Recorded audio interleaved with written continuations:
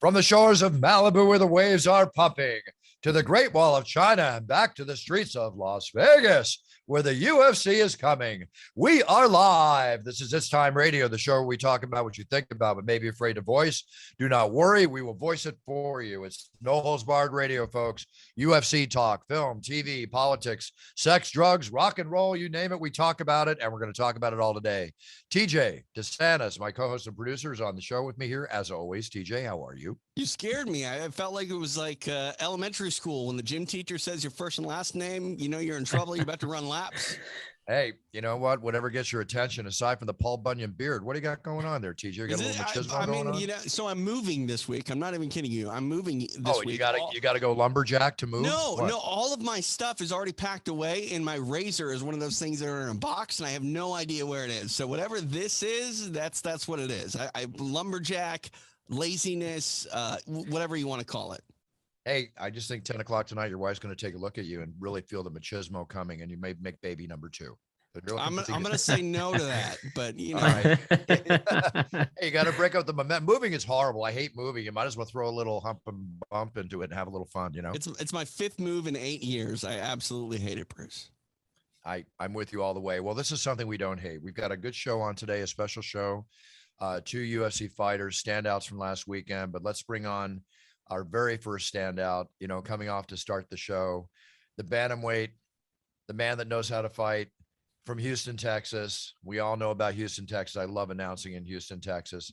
I'm sorry I wasn't there for this man on Saturday, but I heard the performance was amazing. I heard the show was amazing. Let's bring on Adrian Yanez. Adrian, how are you? Man, I'm doing good, loving, living life, man. Yeah, just blessed, man. Just blessed that I'm here, man. I'm super excited. Very, very cool. Adrian, I'm sorry. It was my weekend off. I just got back from Singapore. I've got 6 shows in the next 5 weeks. And sometimes I just don't make a show, but I heard I missed one of the best shows of the year, although I'm saying that about every show being the best show of the year. But I heard you had a war against Tony Kelly. I'm sure TJ is going to elaborate on it. And it looks like you got a little shiner there to show the aspect of a good solid go, you know? Oh yeah. Yeah. No, that was fun. Actually, this was from a headbutt. So, you know, that, you know, stuff like that goes on, but I completely understand, man. You went to Singapore, then you come back, you're like working every weekend. Yeah. Hey, man.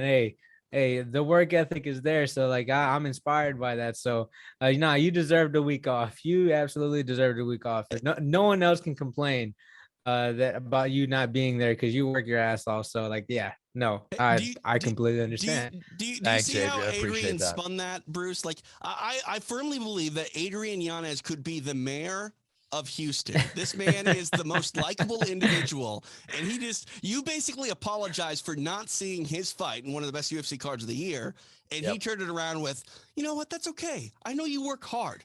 You're a man of dedication and determination. That's how you get elected. You know, between him and Matthew McConaughey, I don't know who the nicest guy is in Texas. I mean, who are we going to vote for here? I'll vote Matthew. I'll vote Matthew. And that's the politician's answer there as well. You know, no, I'm voting Adrian Yanez. Adrian, we're going to start with, you know, the mayor of Houston. We're going to get you to the governor of Texas, and then who knows? You know what's cool though is we're doing so many shows in Texas. You know, because we did 2 shows in Houston like in a year. And obviously we're going to be going back to Dallas coming up here next month. And Adrian, you get to fight in front of your hometown or state town audience. And is that a big push for you, Adrian, when you're walking in? I mean, versus going into the Apex in Vegas or T-Mobile or, you know, New York, Madison Square Garden. I mean, is the biggest bump for you to fight in front of your fellow Texicans? Oh yeah, man. Like, shoot, man, like just getting to that walkout. Like I've only fought in the Apex, so whenever I just walking out, you know, you don't get that crowd bump and all that stuff. You know, it is a little bit more of an intimate situation when it comes to the Apex. Everything is just like a little bit more zoned in, but fighting in front of like my home state was just like amazing. Like I got the pop, got like the fans going crazy, getting like everybody's reaching like their hands out just to get at least a high five. I thought that was so cool.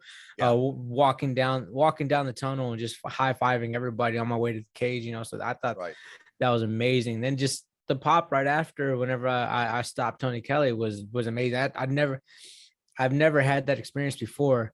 and seeing like my name and the lights and the bright lights and just seeing the crowd just go crazy was just a sight to behold. I remember just looking around the whole entire state, the whole entire arena, and just being like, wow, like they're cheering for me. Like I need this again. I need a fight in Texas again, because man, I absolutely loved it. I loved the experience, and I can't wait to put on another performance in front of my Texan people. Well, I love it. Did you get a TKO or a KO? They called it a TKO. Yeah, I would call it a TKO too. That's okay. It's still stopping your opponent no matter how you cut it. Well, there's nothing better. Let's be honest. No offense to the man that lost, but even when I was banging around, there's nothing better than looking at that guy lying on the canvas. I'm sorry, I have to say it. I have to say it. It was a TKO because they stopped Adrian from hitting him anymore. Yeah. I wanted a couple extra follow-up shots, man. I wanted the extra ones. Well, you look angry. Hey, real quick, you look fired up, Adrian. I'm talking about how you're this nice guy, but I mean, you finished with the double birds. Hey, you know what I mean? It's a fight. There's another famous fighter out of Houston, Texas, by the name of George Foreman. Okay, George Foreman, when he was younger, used to walk down the streets, and people actually went to the other side of the street. He was that scary when he was younger. I knew George and worked with George many times over my 30 plus years in boxing. I love George. We have a great time together. Nicest guy in the world. But when that bell rang, the shark eyes happened. And listen, it's a fight. Okay. Mm-hmm. And the bottom line is, Adrian, you're a finisher in a fight. All right. You knocked out Gustavo Lopez, in March of 2021, right at the third round, right at the beginning in 27 seconds. You put him out. Now, one question I have, we're aware of your knockout power, of course. You knocked out Victor Rodriguez before that. I mean, that's your 3 fights in the octagon, 2 KOs and a TKO, right? Why, may I ask, a year and 3 months did it take to get you back in the octagon? I'm not aware of any injuries you may have had, but why the long period of time? Oh, no, because I had fought in November. It took me, I had fought in November against Davey Grant in 2021, but it took me a little bit after that. I had down here March. Excuse me.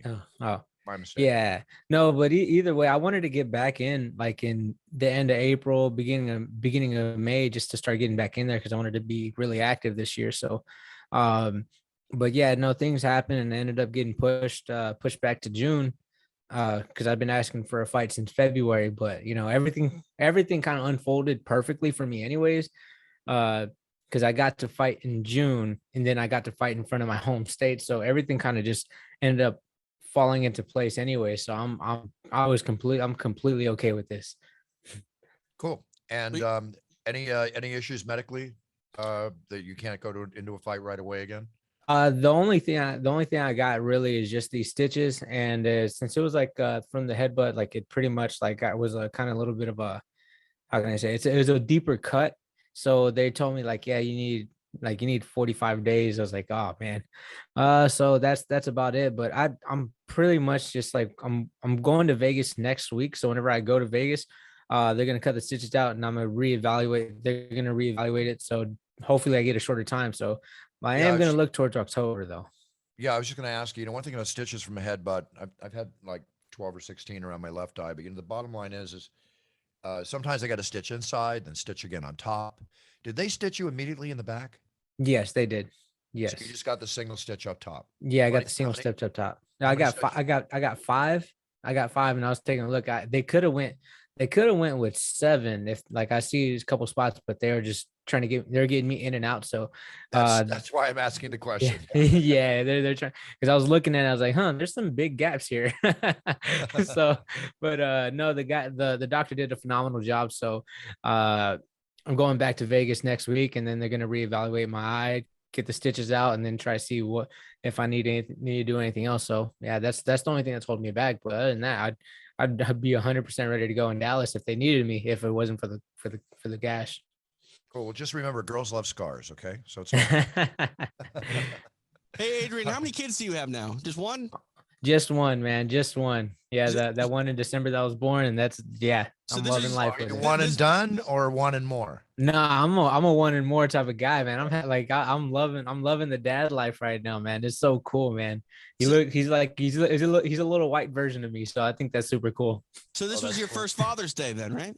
Yeah, it was my first Father's Day. Right after the fight, went straight to the hotel to go see him, hug him, hold him, man. Oh man, yeah, that was the best feeling in the world to me, man. As soon as I grabbed it, he was like he was dead tired.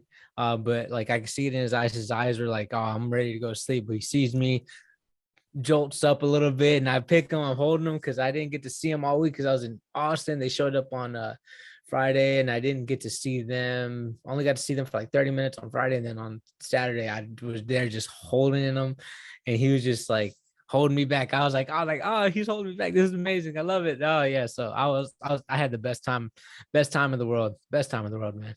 Sounds like a great scenario. You come out with the TKO win in front of your, fellow Texans, go and see your son. How old's your son? He's 6 months. 6 months, man. Oh, that's got to be amazing. That's got to just be awesome. And I gather you're married, right? Not yet. Okay, Not yet. Okay. How long have you been with your gal? Oh man, people are gonna clown me right now. I've been with her for 9 years, no ring yet. So I'm like, yeah, with these extra bonuses. 9 years. There's a little imaginary little ring around that finger after 9 years, at least in the state of California. Adrian. I don't know about Texas. At this point, you just got to go get it done so you get the tax break. You know what I mean? Yeah. No, that's exactly what I'm planning on doing too. The tax break, the sheepskin on the wall, and of course, as I offer every UFC fighter, when you get married, if you want me to do an introduction of you and your wife walking into the reception, you get a hold of me through TJ, and that's my wedding gift to you. Okay. Oh man, hell yeah. Walking down the aisle of love forever. I love it. I'll be the testimonial, Bruce. You did my wedding, and that was the highlight of the whole wedding for most everyone, including I hope not for you, TJ. I hope the highlight for you was getting married. Okay. Well, I was going to say, I think my wife enjoyed that more than actually getting married to me. But everyone wants to walk down that aisle with the Bruce Buffer introduction. Adrian, what can I do? It's his wedding day, his wink, wink wedding night. And the biggest thing that happened was my introduction. There's something wrong. There is something wrong, man. I don't know. No comment. No comment. That's all right tonight, T. Remember, TJ, you're moving tonight. Hump and bump. You got That's right. Something like that, Buff. There you go. So, Adrian, okay, listen, you're in a devilish division. Okay. A devilish, deep, thick division. And obviously, I'm sure when DC or whoever got in the octagon interviewed you, or when you get interviewed by anybody, but there's always that obvious question that comes out. With where you're at right now and, the rankings, whatever you're going to receive, do you have a vision of who you want to fight? Or is it just like, hey, Dana, Mick, Sean, whoever you put in front of me, it's my job. I'm going to do my job. What are your thoughts? Yeah. I pretty much just had that, like the UFC pretty much does a great job of matching me up with somebody that I know is gonna put up a fun fight. So I always kind of always leave it up to them. But also there's also been like 3 people that have been calling me out. I was able to knock one off the list in Tony Kelly. Another guy is Nate Maness. And then also the biggest name out of all of them is Sugar Sean O'Malley. So they've been calling me out. And, I'm right after the fight. I was like, hey, shoot, knocked one off the list. I got 2 more. Let's see if we can make these fights happen. And next, I'm just going to sit back and wait because they both have fights. Nate fights this weekend. And then also Sean O'Malley fights International Fight Week. So they're all pretty close. So, man, maybe we can make something happen. So, yeah, I'm going to leave it up to the UFC, put it in their hands, see what happens after that. But I'm just pretty much just rehashing what's already been hashed out. They called me out, and I'm like, all right, cool. I'm accepting the call out. So pretty much that's what I'm doing right now. That's a good pedigree of fighters to look forward to. And, of course, obviously the more colorful match would be Sean, and I don't mean that just because of his hair. Oh, okay. Right. No, I didn't mean that just because of his hair. I'm just talking about the lead up and what Sean brings to the table to heighten you and what you bring to the table to heighten Sean. And, Sean being the striker, the unorthodox striker that he is, that'd be a really good go. I would like that. I'd like to see that. Yeah, no, that would honestly, I think the fans would absolutely love it. As quote unquote, what he would say is it would be a sick fight. So for me, I'm like, yeah, no, I 100% agree that would be like an absolute, like a great fight, not only for myself and him, like it tests both of us at the same time. Like it actually might just like elevate both of our games even higher, even win, lose, or draw for the both of us is going to elevate us higher, even though like I want to go out there and knock them out. But for the fans as well, it's going to be a nice, good lead up. And the fight itself will be a spectacle itself because I'm out there I have really good boxing. I have really good. I feel like I'm one of the best in the division with the boxing. He's one of the best strikers in the division. So I just feel like it would be an overall just great fight. And then it'd just be a great fight overall, even though I do believe I knock him out. But I still, Well, you better believe you're going to knock him out. Yeah. That's the belief you better have going in, because he believes he's going to knock you the hell out. Yeah. So, you know, it works both ways. But, you know, with your footwork, which is one thing I always notice with the way you move in the octagon, you got that boxing footwork for you. His footwork's a little unorthodox. You know, this could be a very, very interesting fight. And also what's interesting too is you're a black belt in jiu-jitsu, but you're knocking people out left and right. When's the last time you submitted somebody? Ooh, yeah, that's man, I think that was back in 2016. Interesting. I think that was back in 2016, so about a little bit over about 6 years ago. So what's more pleasurable for you? I mean, to execute the submission or the knockout, or just either want to win? Oh man, I love the knockouts, man. The knockouts, there's just something about them that like you better believe it. Of course, the tap, you get the tap, you made that person give up, but just something about just shutting someone's lights off and then you just walking away. I am the biggest fan of a walk off. Like the walk off to me has always just been like something I had admired. Like I remember seeing Mark Hunt just go out there, hit a left hook and just walk away. Never had to follow up. And I just always appreciated that. And that was like something that I absolutely loved in MMA. So to me, like I love a knockout, and I absolutely adore a walk off. I don't think I've ever heard a fighter use the term adore. I was just thinking the same thing. I'm not even kidding. It works. Adore to me is a much more deep meaning than love. Like if you adore something, it like consumes you. Yeah, and I'm just so happy that I got 2 walk-off knockouts in the UFC, man. I never would have thought I'd be able to have that, but that's super cool to me. So I'm like, hey, man, it's cool to add the highlight. Nothing beats a straight right hand down the pipe. Okay. Mm-hmm. And I think you know that. Oh yeah. So Adrian, one of the things that I always like to know about fighters is, we know you're working for your legacy. You're working to make your mark at what you are making in the UFC and in MMA as a fighter. When you're not entertaining your paycheck for fight night, okay, are you doing anything else in your life revenue wise as a fighter, preparing for after fight, whether it's maybe commentating or anything like that? Do you have any other interests outside fighting, or are you, a second part of the question, are you actively involved in anything where you're working, or is it strictly just focusing on fighting right now? Everything kind of just revolves around fighting, because I do end up doing I do a lot of watch alongs with the UFC with Jens Pulver. We do the watch alongs a lot, and that's actually. Can I ask you to get paid for that? Yes, I do get paid for that. Good. So jumping on that, it's like honestly kind of just helping me move into like something that I get to do a little bit more often and watch something I love in the UFC stuff, like, and just watching and kind of almost like commentating, doing like fight companions like that. Like I think that's super cool because it's involving with something like MMA, which I absolutely love. So to me, I get to add on to that with that, and then it kind of correlates into what I do on Twitch. Every single time I do a watch along, I stream, I go out there, play games, and, chat with the people, chat with the audience, chat with fans and all that stuff. So that brings in extra revenue as well.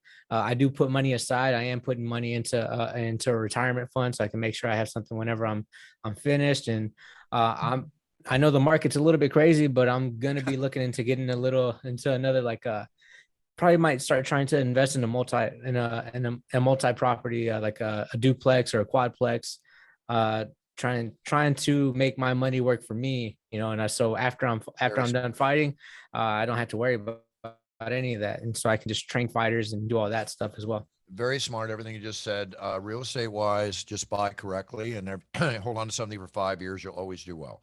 Real estate is definitely, but what you're talking about is diversification, diversifying as far as the market.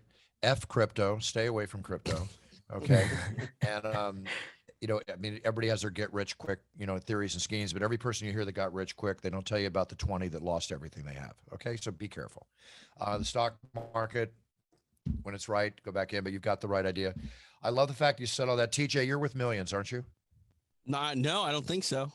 You better be. We got to get you on. I keep telling you. Adrian, you should go into my company, millions.co. Write this down. Millions, Millons. Okay. .co.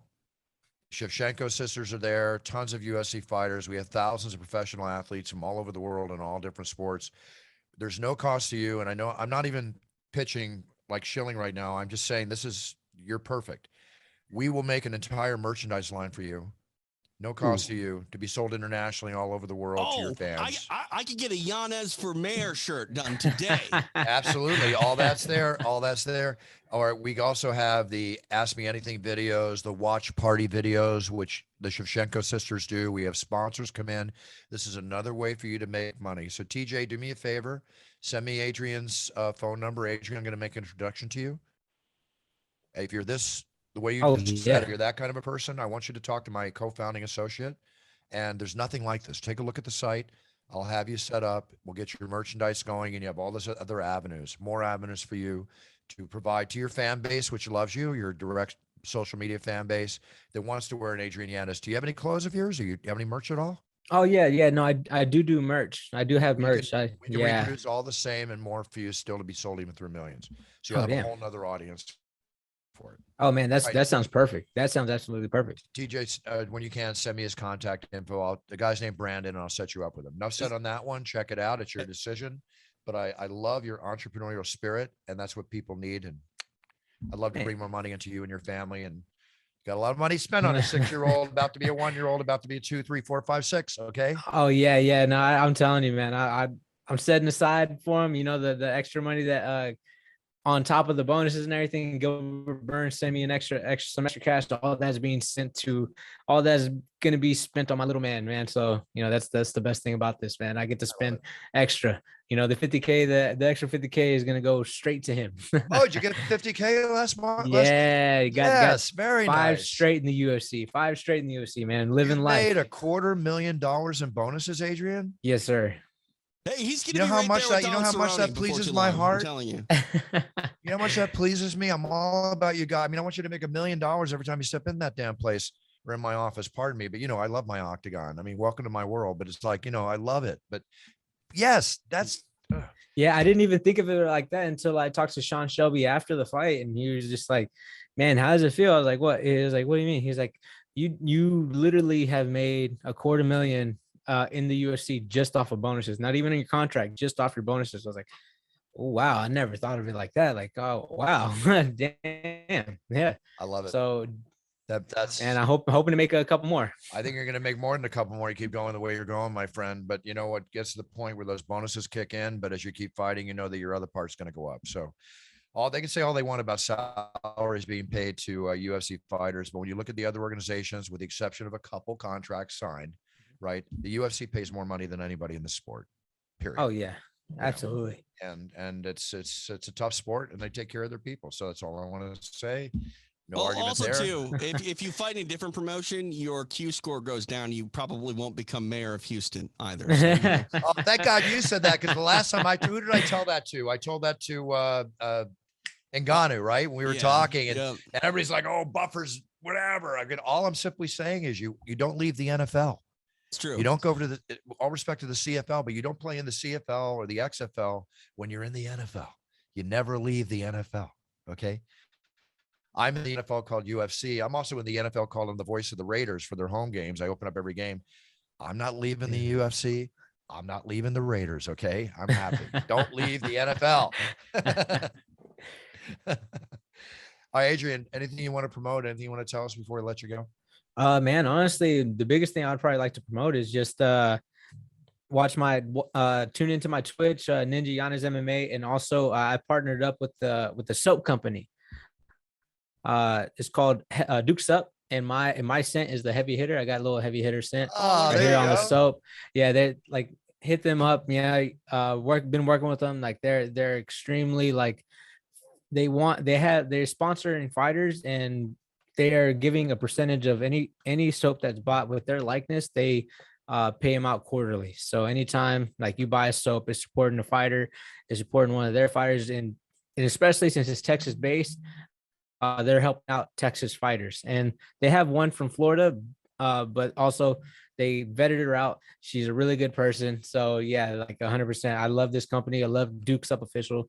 They're trying to do right and help local fighters. And then also when they get into the UFC, they still help them out. Like they've been helping me out, getting soap out and making sure I have some extra revenue coming in just off my likeness by whenever they buy soap. Love it. Love it. I'm going to keep you in mind for some things I have upcoming. I have a whole toiletry line coming out. Oh, nice. Cologne, body wash, facial wash. I'm not going to, don't worry about competing against your help. I have soap on a rope, but that's all different. But it's timeline. But anyway, I'll get back to you on that. But I do want to tell you one thing. And again, I'm sorry, I have so many products that I deal with, but my Puncher's Chance bourbon, our biggest sell. Yes. Have you tried this? Yes, I've tried it, and I've tried it with Dr. Pepper, and it's amazing. I love it. It's amazing. Yeah, no, I actually had to go back to the store and get myself some more. I went to Total Wine, saw that they had it there, and I was like, oh no, I gotta buy myself 2 more. So I was like, oh yeah, I got some in the cabinet right now waiting for me. I can't wait till the weekend, man. I love it. Do me a favor, can you send me a video telling me you like it? Oh yeah, absolutely. Yeah, send it to TJ. Absolutely love it. I'll send you all my information, but I'll see this interview is really warming my heart. I mean, 6-year-old baby, the work, the entrepreneurial spirit, and the puncher took a puncher's chance on my puncher's chance. Thank you so much. But he put it with Dr. Pepper, which is so fitting if you know. It's Texas, baby. It's Dr. Pepper in Texas. Come on. Yeah, absolutely. Adrian, we need you to name what would it be called? What's a drink called that is puncher's chance and Dr. Pepper? Is it a Dr. Punch? Man. Is it a Pepper's Punch? You know what? I was actually thinking about that. It might be the Pepper Punch or the Dr. Punch. I do love those 2 names. So man, it'd probably be the Pepper Punch because I like it. Put together a recipe, and I'll have my company promote you with the video and just say this is your drink. You made it. So I love it. If you drink a little too much, it'll punch you right in the pepper. I love it.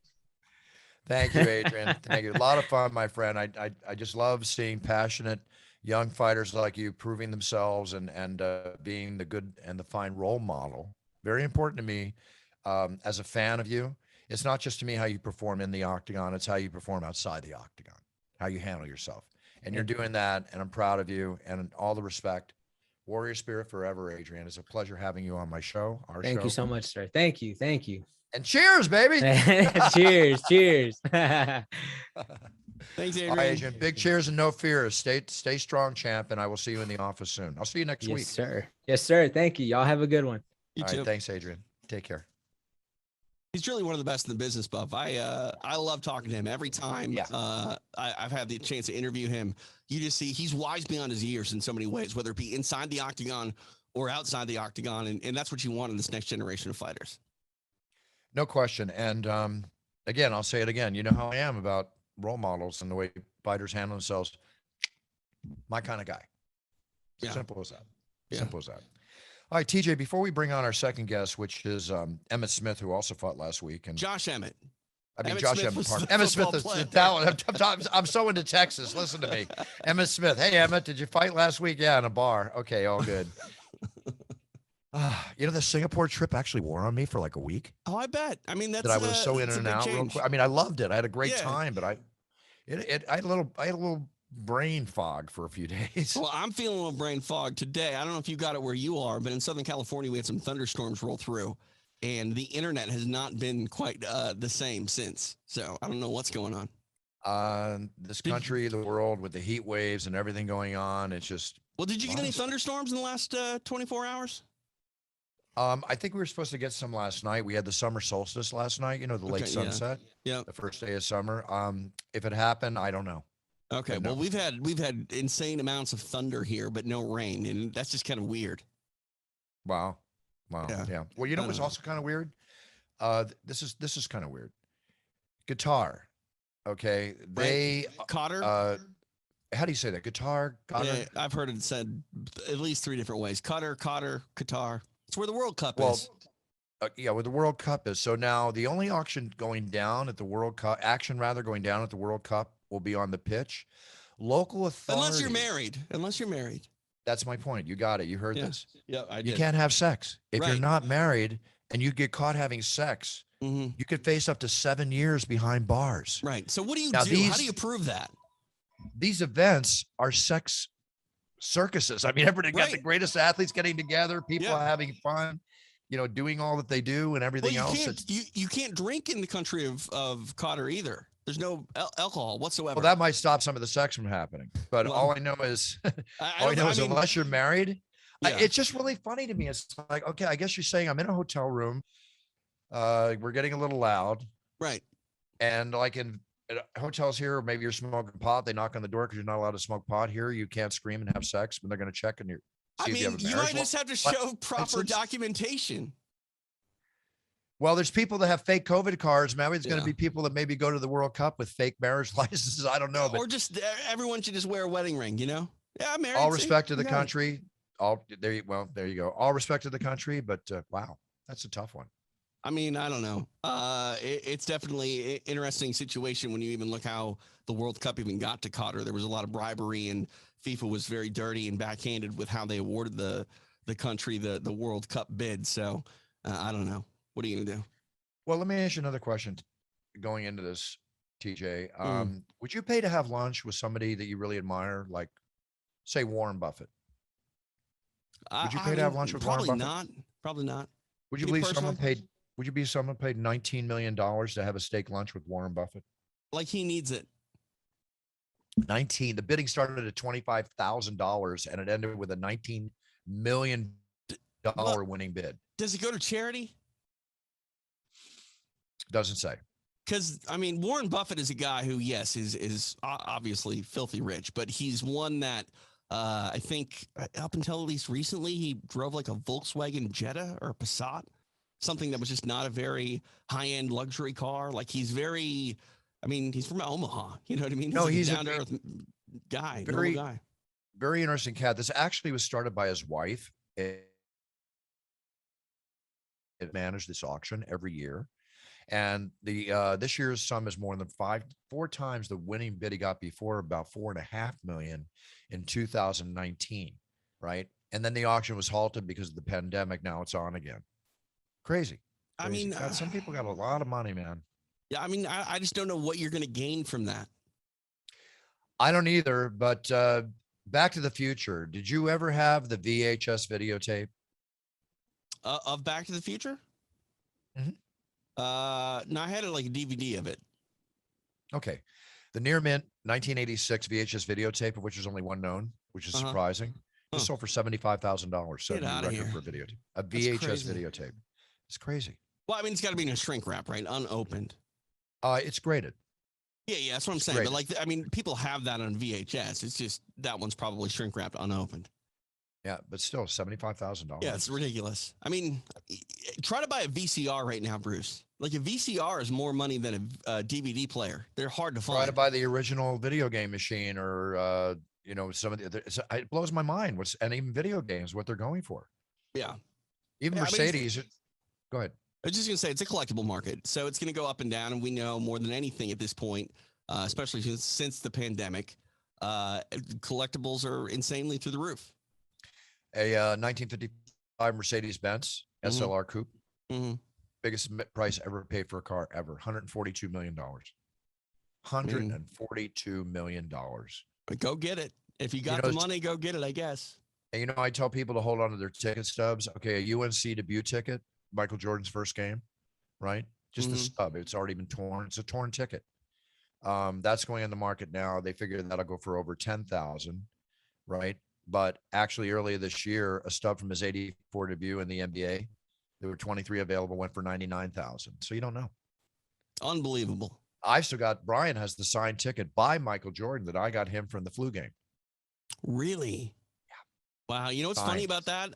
They don't even have ticket stubs anymore now, Bruce. Like it's all either on your phone or you print them off on your computer, and no one saves that piece of paper. Oh, exactly. And the signed rookie patch card, Stephen Curry's, it's a Panini card, if I'm not mistaken. Wait, let me see what it is. TMZ. No, a 2009 National Treasures autograph patch card. It could sell for over $500,000. Crazy. I mean, it's crazy. It's I don't know how that even works. I understand the market, and the market determines obviously what the value is, but it's so flippant to where something that could sell for that amount today could be 10 times more than that in a year from now, or be less than half of what it is a year from now. You don't know. TJ, Panini released a number of cards for me in their last release, right? One 2022 Donruss Panini card. It's called a hologram teal laser card. There's only 25 of them. Just sold for $350. It just came out. Crazy. It just sold for it's not being sold. It's sold for $305. That's crazy. Excuse me. That's crazy. And a year from now it'll be $1,300. They're going up. These paninis are going crazy. I could go for a panini right now. A different one. Yeah. Bill Cosby's back in the news. He's not sweating it, but there's a $500,000 judgment, a verdict against him. I didn't know he was out of jail. Oh, come on, Bill. You didn't know that? No, I didn't know he got out of jail. He got out of jail like last year, I think. I know. I found that out because of this story. I had no idea he'd gotten out. That's just crazy to me. Yeah, well, the 16-year-old girl, I don't know if that happened at the Playboy Mansion or wherever it happened, but $500,000 verdict. And again, the old story is now you got to collect it, but I know it's amazing how that people fall from grace. It really is. It's disgusting. Yeah. Really disgusting. They're bringing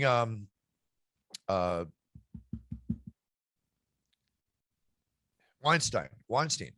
He's going on trial again here in LA. He's already been convicted in New York. Now he's coming back here to go on trial in LA for all his bad situations. How long is he in jail for? I am not sure. Now, here's a big one I think probably might affect you. Don't shed any tears on this one, but Kraft Macaroni and Cheese is changing its name.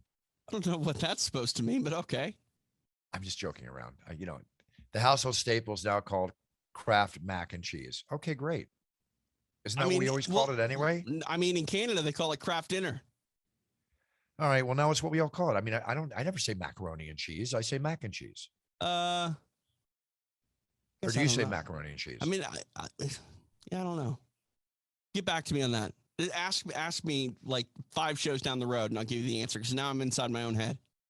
Okay. I might say macaroni and cheese, to be honest with you. All right. Well, we've got 4th of July coming up. Gas is at its all-time high, but it's estimated there'll be 42 million Americans that are going to travel 50 or more miles from home July 4th weekend. I mean, I travel 50 miles from home every day, just every day. I know. Much, so this actually seems kind of funny. It's like you're driving to look at fireworks or whatever, but yeah. Well, dude, I thought it was World War III this last week, just because of fireworks in my neighborhood. So why, a lot of them? Just so many of them. Yeah. Just people just randomly going out and shooting one off. And they're not tiny little fireworks, Bruce. Like these things sound like bombs. Like I thought someone shot a shotgun next door, but it was just, cherry bomb or whatever. But they're so unbelievably loud, especially when they come out of nowhere. I was such a fool as a kid in Malibu. There were a couple times we had beach parties on July 4th and usually some celebrity or somebody with a lot of money would bring out the barge and the fireworks, but we would go down, or one of us would go down to Mexico and get all the fireworks we get, the cherry bombs, right? Or M80s, which they claim were like a quarter or eighth of a stick of dynamite. I don't know if that's true or not. I used to hold them in my hand, light it, standing by the thing, wait till the fuse got down real low, and then throw it so it would blow up right before it hits the water. Right. Stupid. You could blow my hand off. Hey, speaking of a firecracker, look who we got on the show now. Josh Emmett, there he is. Oh, sunglasses and all. Look at that shirt, Buffer. You like that? Josh, there you go. That's what I love.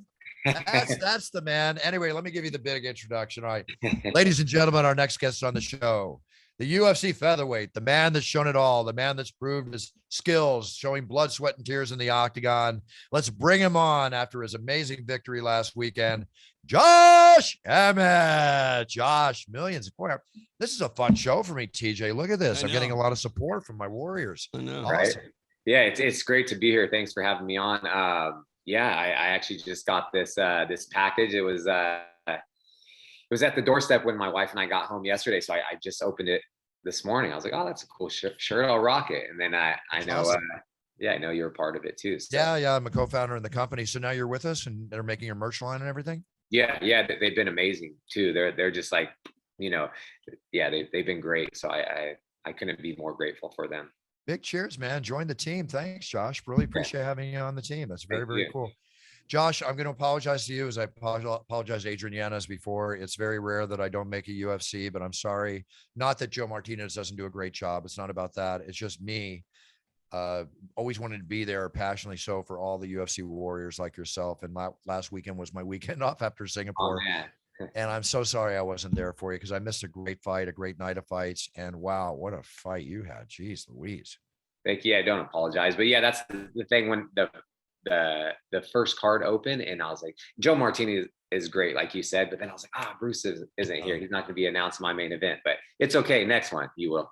You got it. And more so, I'll give you all the lung power. I always, you know what? I always give you everything I got. I guarantee I'll do it when we're back in there together. But sure. All right, we know why the sunglasses are on and it all looks good.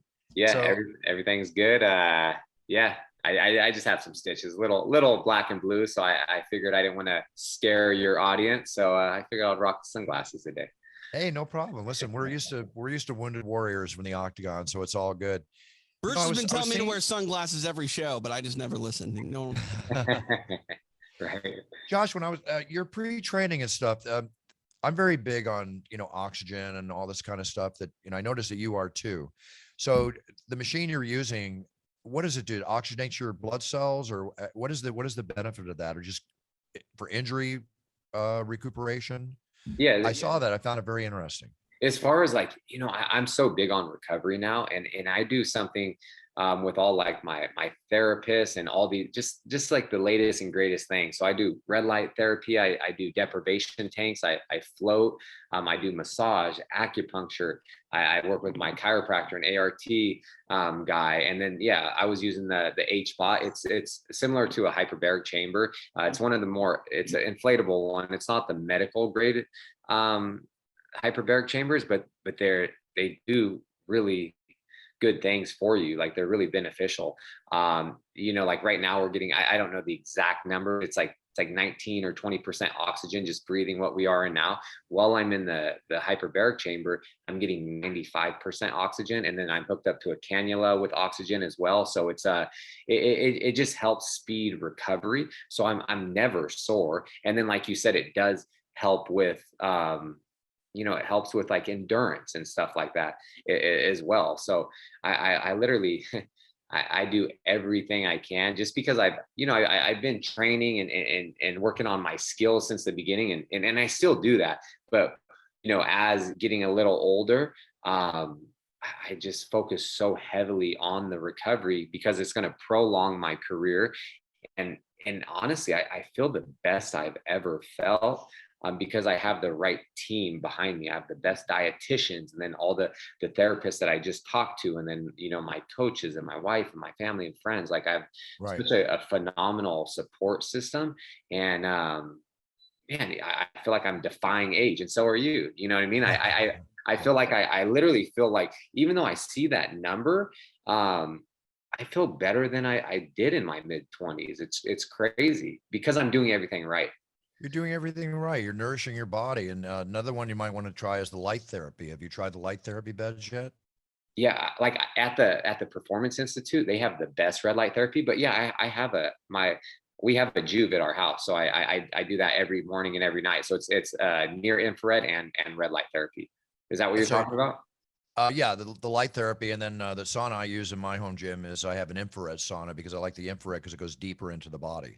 Yeah, and that's what one of these clinics that you saw me use in the hyperbaric at Restore Hyper Wellness. They have a near infrared sauna in there as well with cryo, stretching, hyperbaric. It's just like it's almost like a spa, but it's like I just hit all these little things. And I got off the plane yesterday and I went straight there, and they're just such amazing staff and company that they had like a congratulations thing for me, and I did the sauna, and I did the cryo, and then I'm actually going to head there today and get back in the hyperbaric chamber. It'll heal all these bruises and cuts and a little bit of swelling I have left.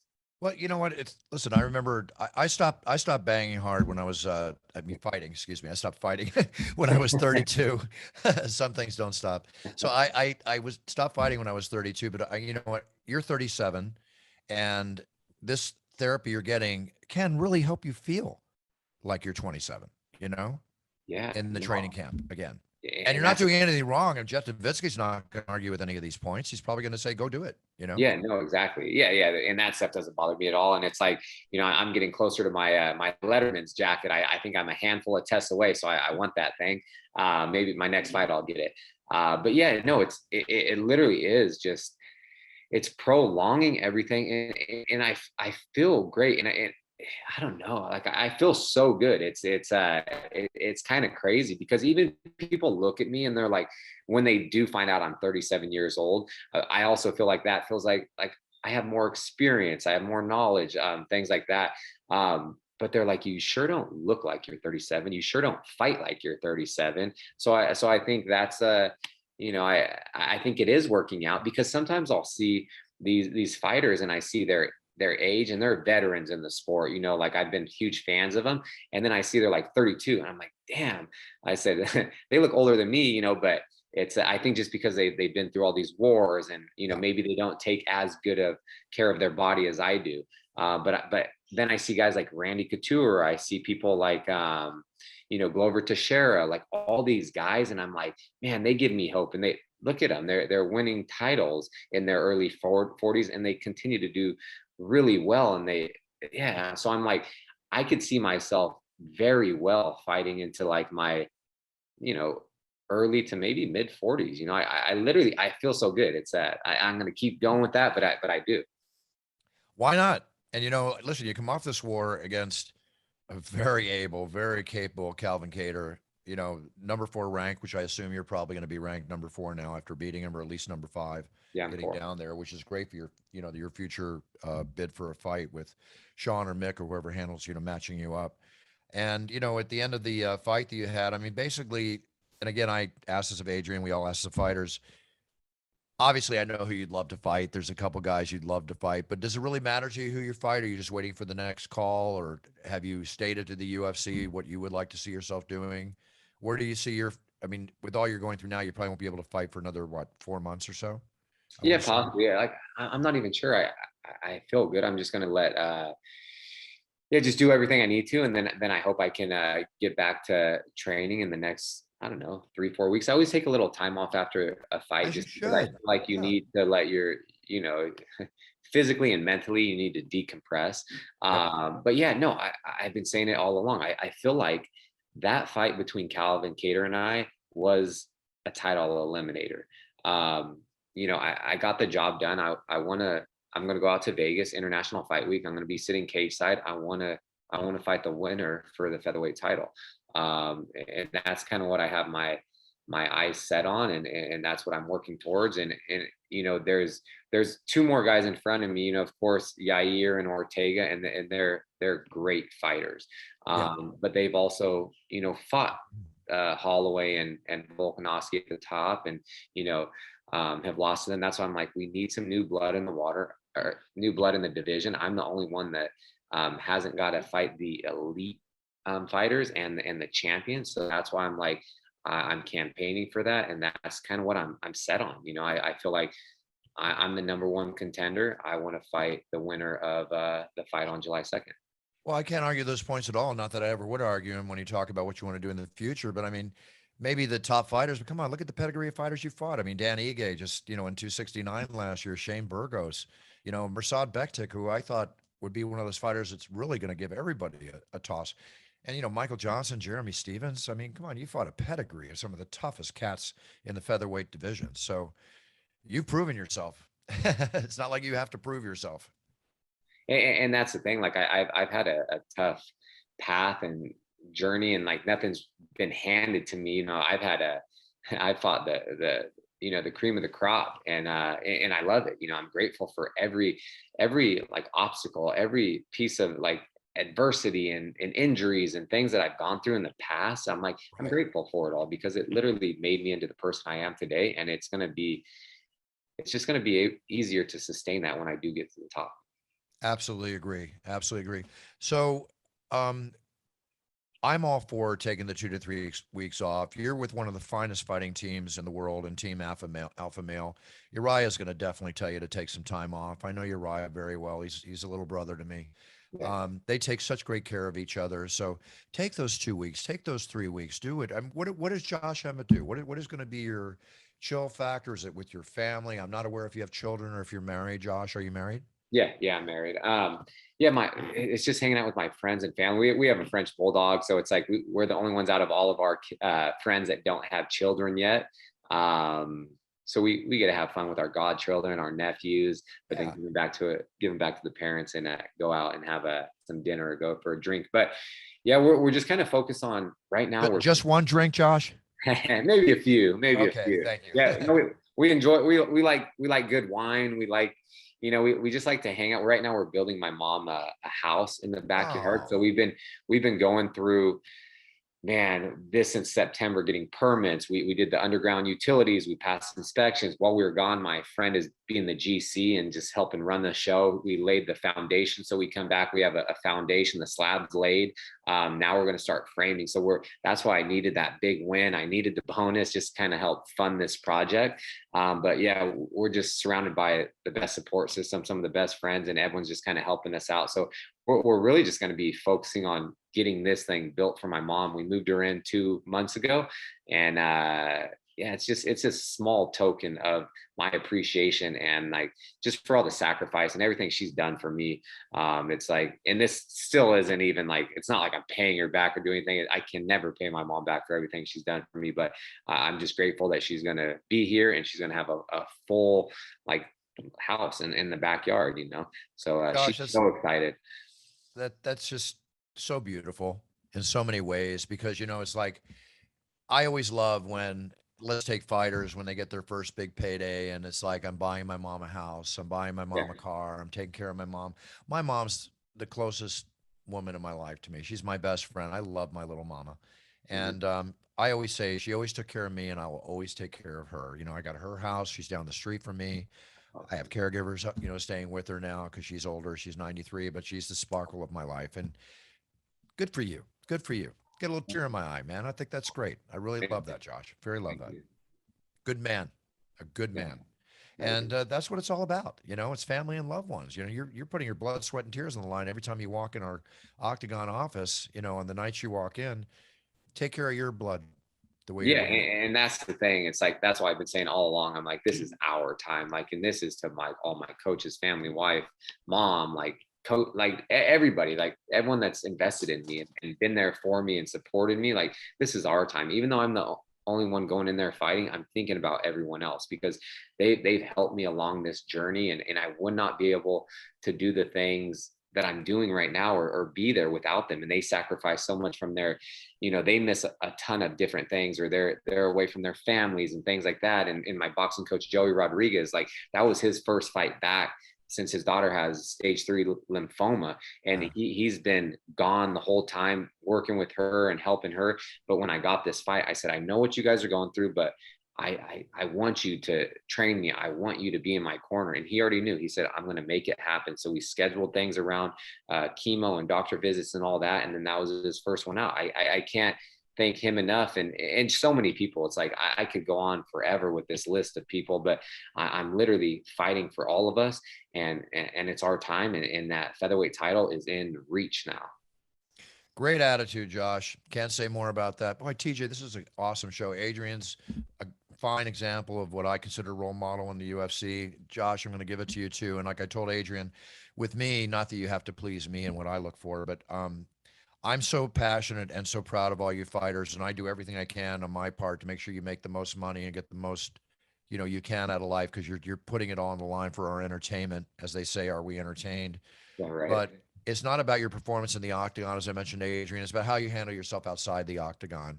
And it's a pleasure to have a personal talk with you, even though we see each other around our UFC campus, but to realize the kind of man you are. And very impressed.